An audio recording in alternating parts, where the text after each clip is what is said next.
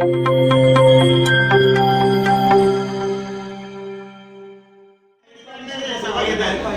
तो अजेंडा आता इथे वापरला पाहिजे।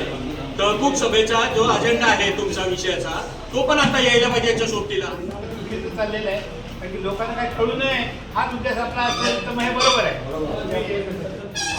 सूचनेनुसार आपण या कामांचा याच्यामध्ये आराखड्यामध्ये समावेश केलेला आहे। त्या घरामध्ये नागरिकांच्या घरामध्ये पाणी जातंय ते बाजूला नाही करता येणार का आपल्याला? त्याला प्रायोरिटी नाही देता येणार का याच्यात? गावाच्या विकासासाठी शासनाकडून मिळणाऱ्या निधीरूपी 16 वित्त आयोगासाठी प्रारूप आराखडा सादर करण्याचे आदेश जिल्हा परिषदेकडून देण्यात आले होते।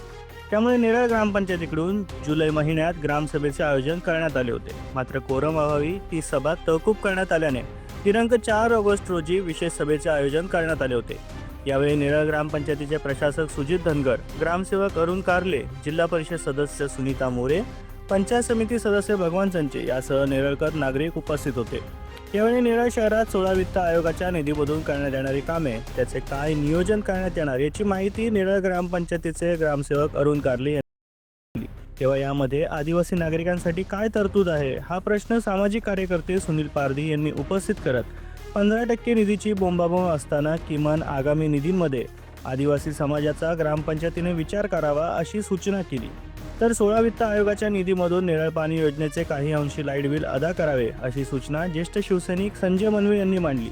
अन्यथा अनेकदा लाईट कापली म्हणून नेरळकरांना पाणी मिळत नाही, तेव्हा या सूचनेचे सर्वांनी स्वागत केलं। दरम्यान हा आराखडा अंतिम करताना अगोदर 15 वित्त आयोगातून काय आणि कोणती कामं झाली त्याची माहिती पंचायत समितीचे सदस्य भगवान संची यांनी मागितली।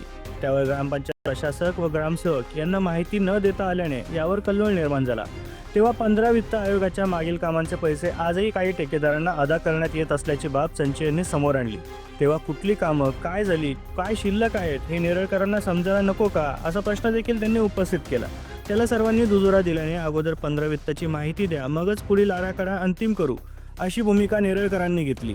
तेव्हा आगामी 15 ऑगस्ट या स्वातंत्र्य दिनी आयोजित ग्रामसभा घेत त्यावर अंतिम चर्चा करण्याचे सभागृहाने ठरवले। मात्र या सगळ्या नेरळकरांची काय गरज आहे हे लक्षात न घेता आराखडा तयार करणाऱ्या प्रशासनावर नेरळकरांनी अंकुश निर्माण करत प्रशासनाला झुकायला भाग पाडल्याचं चित्र यावेळी पाहायला मिळाले।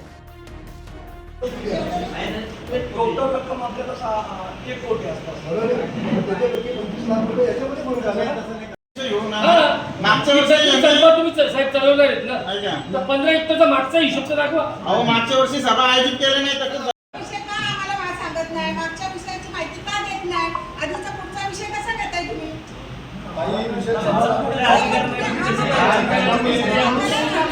तोंडाला फक्त पाणी पुसलं जातंय। एक तर आमचा 15% तर तो बाजूलाच विषय आहे। त्याच्यामध्ये काय काय घेतात? 50,000 पाईपलाईन, पाईप घेतली, दुसरं काय घेतलं?